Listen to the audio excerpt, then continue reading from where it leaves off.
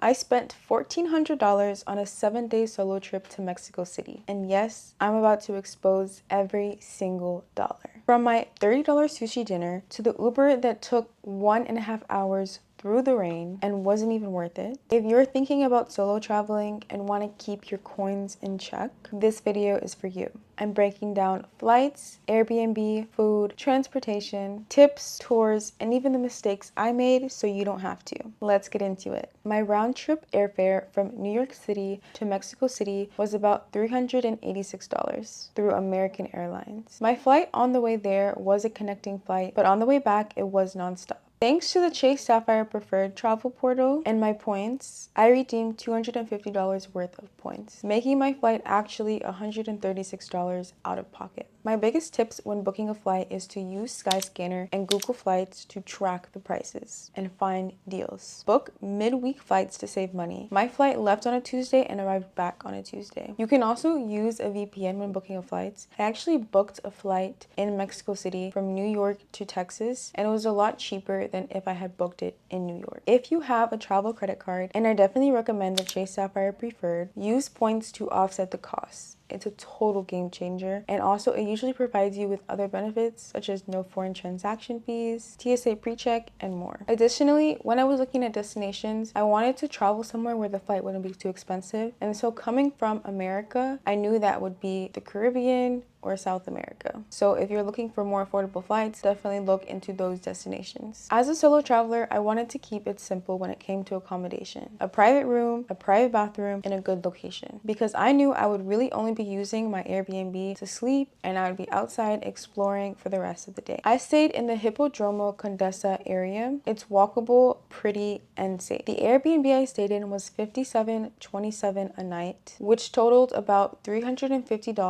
$349.63 to be exact, for 6 nights. I'll definitely link the Airbnb I stayed in down below for any of you guys, because I feel like it was a pretty affordable and solid situation. There was no crazy amenities, but solid Wi-Fi and peace of mind. My biggest tips for traveling to Mexico City specifically is to stay in the Roma Norte or Condesa areas. Please check reviews regarding the Wi-Fi, host communication, neighborhood noise, and cleanliness. Solo travel is definitely not the time to risk a bad stay because you don't have anyone else to rely on, and if something goes wrong, it could ruin your whole trip. My tips for accommodation when solo traveling in general: you can tailor where you're going based on where you want to stay. So I like to find lists of good hostels or affordable Airbnbs in solo travel friendly places and make those a destination that I want to go to. So for instance, Lisbon is known to have very nice, safe, clean hostels, so I would pick a hostel in Lisbon and plan my travel around that. Okay, now regarding experiences and tours. So I plan to be doing a lot of things every day. I plan to be doing the Tolotongo hot springs, the hot air balloons, and seeing the pyramids, but I did get sick a couple of times while I was out there, so my experiences were a mix of chill and vibes. I did the Xochimilco boat tour, and this is a 1.5 to 2 hour boat ride through the canals in Mexico City, and they provide you with lunch, drinks, and games to play. It was a lot of drinking, and I don't drink, but other than that, it was a lot of fun. And I booked it on Get Your Guide, and I did a lot of research beforehand and saw that that was the most affordable place to book it, but you can also look into Viator and Airbnb experiences. I also went to see the ballet, and I got ballet tickets off of Ticketmaster MX.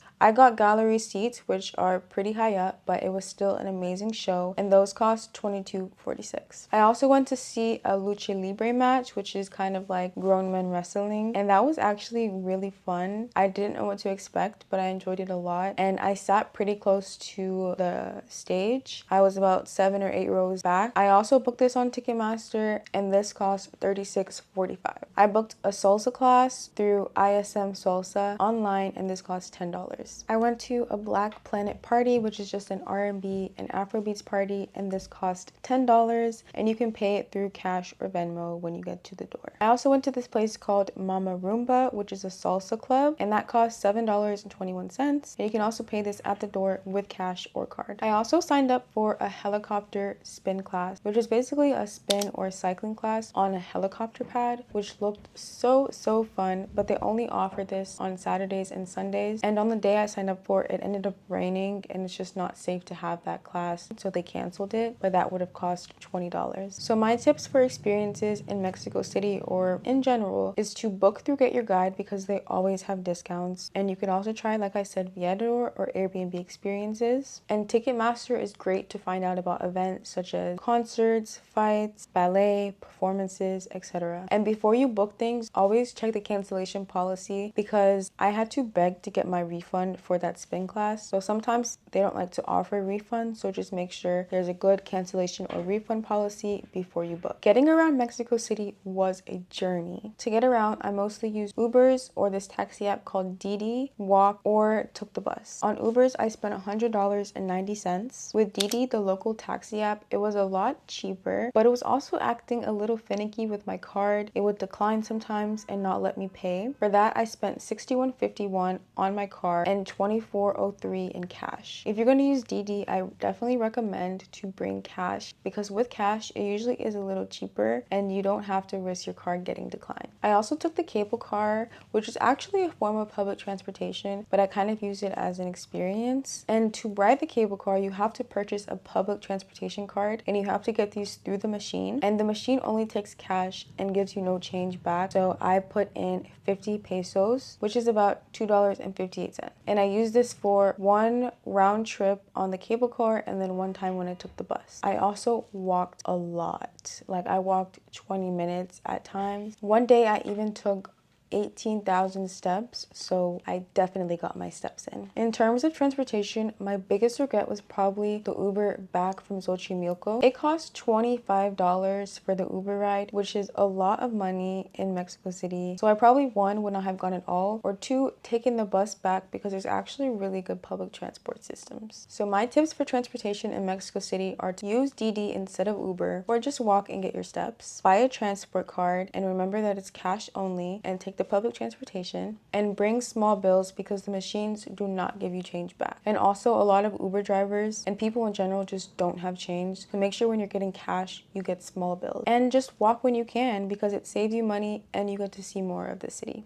For phone service while I was out there, I have an unlocked phone, which I definitely recommend, and this allows you to use different SIM cards. I personally changed my AT&T SIM to an eSIM, so that when I travel, I can use other eSIMs at the same time. So I use this app called Arlo, and I bought a Mexico eSIM, and I spent $34.40 on the eSIM. And that's because I technically bought 3 different eSIMs. I bought one for 3 gigabytes initially, but then I ran out, and then I bought another one for 5, another one for 5. So I used about 13 gigabytes in total, which is a lot, but I was on my phone a lot, using maps, using TikTok to find recommendations. So if you're not on your phone as much as me, then you probably won't need that many gigabytes, but I feel like it's always better to be safe than sorry and you're stuck somewhere and you have no service. For Arlo, you can use the discount code SB20, which I found on the Student Beans for a 20% discount, and that helps a lot. And then always download offline Google Maps so you can at least see the maps in case you don't have service. And then you should also download WhatsApp for local communication because you won't have a Mexico City number. If you want to call a restaurant or contact a restaurant or service, you're going to have to contact them through WhatsApp. So I definitely recommend you download that app if you don't already have it. So let's talk about food. I ate out for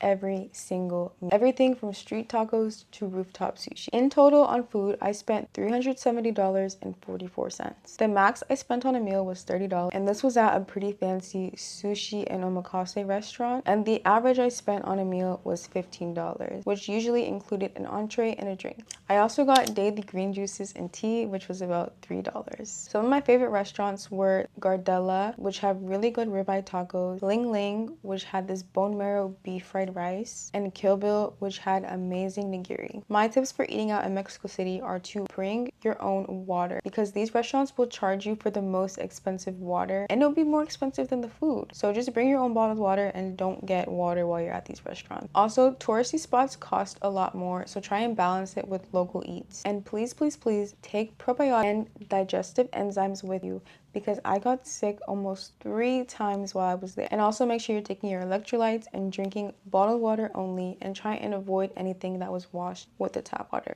to avoid getting sick. What I love about Mexico City is that you can find such an amazing array of cuisine. You can get sushi, Italian food, Indian food, and amazing dessert.